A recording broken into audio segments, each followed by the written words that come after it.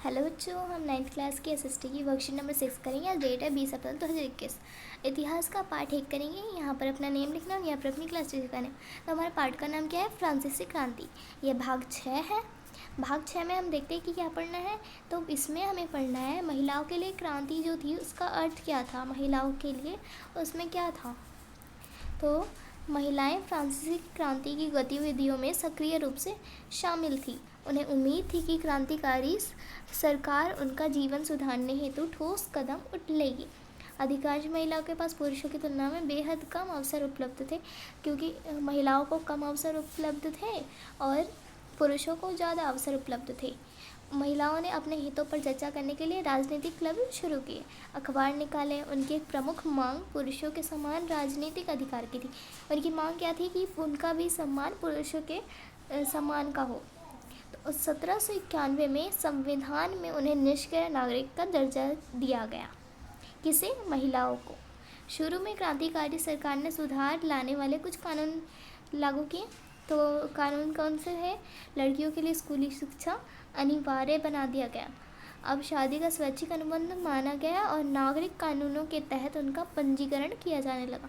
तलाक को कानूनी रूप दे दिया गया और मर्द औरत दोनों की ही उसमें अर्जी देने का अधिकार दिया गया।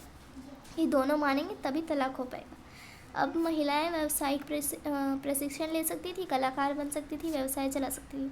तो उन्हें भी अवसर मिल गया कि वह कुछ काम शुरू करें। लेकिन राजनीतिक अधिकारों के लिए महिलाओं का संघर्ष जारी रहा।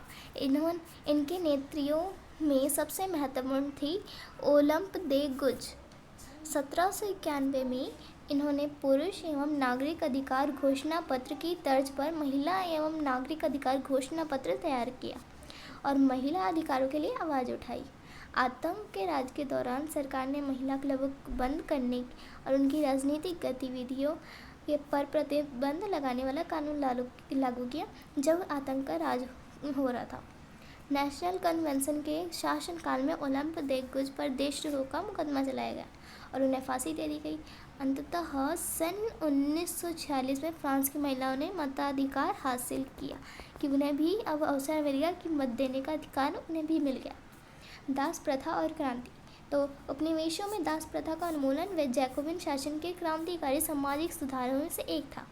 कैरिबियाई उपनिवेश तंबाकू, नील, चीनी एवं कॉफ़ी जैसी वस्तुओं के महत्वपूर्ण आपूर्ति करता थे। अपरिचित एवं दूर देश जाने और काम करने के प्रति यूरोपियों की अनिच्छा से श्रम की कमी से को यूरोप, अफ्रीका एवं अमेरिका के बीच त्रिकोणीय दास व्यापार द्वारा पूरा किया गया। ये दास प्रथा और क्रांति का है। दास व्यापार 17वीं शताब्दी में शुरू हुआ। कब हुआ? 17वीं शताब्दी में। फ्रांसीसी सौदागर अफ्रीका से स्थानीय सरदारों से दास खरीदते थे। दास व्यापार पर निर्भर व्यापारियों के विरोध के भय से नेशनल असेंबली में कोई कानून पारित नहीं किया गया और सन 1794 के कन्वेंशन ने फ्रांसीसी उपनिवेशों में सभी दासों को मुक्ति का कानून पारित कर दिया। 1794 में 10 वर्ष बाद नेपोलियन ने दास प्रथा पुनः शुरू कर दी। बगान मालिकों को गुलाम बनाने की स्वतंत्रता मिल गई। सभी फ्रांसीसी उपनिवेशों से अंतिम रूप से दास प्रथा का उन्मूलन 1848 में किया गया। तो अब है फ्रांसीसी क्रांति की विरासत। तो फ्रांसीसी क्रांति की विरासत, स्वतंत्रता और जनवादी अधिकारियों के विचार फ्रांसीसी क्रांति की सबसे महत्वपूर्ण विरासत थे। कौन थे?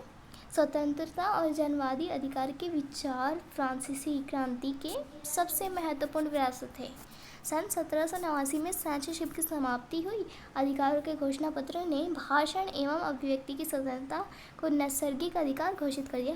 भाषण और अभिव्यक्ति, ये क्या? नैसर्गिक अधिकार घोषित किया गया। ये विचार फ्रांस से निकल कर बाकी दुनिया में फैले। इनके कारण सामंती व्यवस्था का नाश हुआ। औपनिवेशिक समाजों ने स्वतंत्रता के अपने आंदोलन में दासता से मुक्ति के विचार को नई परिभाषा दी और ये फ्रांसीसी क्रांति की विरासत क्या है? स्वतंत्रता और जनवादी अधिकार, और इसमें जो अभिव्यक्ति की स्वतंत्रता और घोषणा पत्र जो भाषण हुआ वो नैसर्गिक अधिकार थे और इन्हें घोषित किया गया था। तो इसमें प्रश्न देखते हैं। तो पहला प्रश्न है, फ्रांसीसी महिलाओं के लिए क्रांति का अर्थ व महत्व क्या था? क्या अर्थ और महत्व था? तो चलिए इसका आंसर करते हैं। पहले का आंसर होगा महिलाओं ने मतदान के अधिकार की मांग की, और दूसरा पॉइंट महिलाओं ने अपने स्वयं के राजनीतिक क्लब और समाचार पत्र शुरू किया। उन्होंने असेंबली के लिए चुने जाने और समान राजनीतिक पद के अधिकार की मांग की। किसने? महिलाओं ने। ये हो गया फर्स्ट का आंसर। सेकंड क्वेश्चन है, फ्रांस की राजनीति और व्यापार में दासों का क्या महत्व रहा? जो फ्रांस की राजनीति और व्यापार हुआ था उसमें दास जो थे उनका क्या महत्व रहा? तो इसका आंसर होगा बागानों में श्रम की कमी को दूर करने के लिए यूरोप, अफ्रीका एवं अमेरिका के बीच का त्रिकोणीय दास व्यापार शुरू हुआ। 1848 में सभी फ्रांसीसी उपनिवेशों में इसे समाप्त कर दिया गया और ये 17वीं शताब्दी में हुआ था। ये हो गया सेकंड का आंसर। थर्ड क्वेश्चन है, फ्रांसीसी क्रांति के बाद कौन कौन से कानून बने जिनसे आम लोगों का जीवन प्रभावित हुआ? जो फ्रांसीसी क्रांति के बाद जो कानून बने थे उनसे आम लोगों का जीवन कैसे प्रभावित हुआ? तो कौन कौन से कानून थे? चलिए इसका आंसर देते हैं। तो इसका आंसर होगा पहला पॉइंट, विवाह को स्वैच्छिक अनुबंध घोषित किया गया। दूसरा पॉइंट, सभी के लिए स्कूली शिक्षा अनिवार्य कर दी। यहाँ पर आप लड़की लिख लेना, लड़की के लिए, खासकर लड़कियों के लिए हुआ था। महिला अपना व्यवसाय चला सकती है। सबसे बड़े पुत्र को ही उत्तराधिकार देने का कानून समाप्त कर दिया गया। ये हो गया थर्ड का आंसर। फोर्थ क्वेश्चन है, फ्रांसीसी क्रांति के उन विचारों की सूची बनाइए जिनका प्रभाव हम अपने जीवन में स्पष्ट रूप से देख सकते हैं। तो जो फ्रांसीसी क्रांति हुई थी उन विचारों की सूची बनानी है जिनका प्रभाव हम अपने जीवन में स्पष्ट रूप से देखते हैं। तो ये हो सकता है समानता, इसमें समानता भी थी, समानता मांगा था महिलाओं ने, और स्वतंत्रता। तो इसमें आप लिख लेना फोर्थ के आंसर में स्वतंत्रता, समानता, लोकतंत्र, बंधुत्व, कानून का शासन। उन्होंने स्वतंत्रता की मांग की, समानता की, और लोकतंत्र भी था कि हमें मत का अधिकार मिले, और बंधुत्व भाईचारा बनाने के लिए, और कानून का शासन। तो ये गया फोर्थ का आंसर।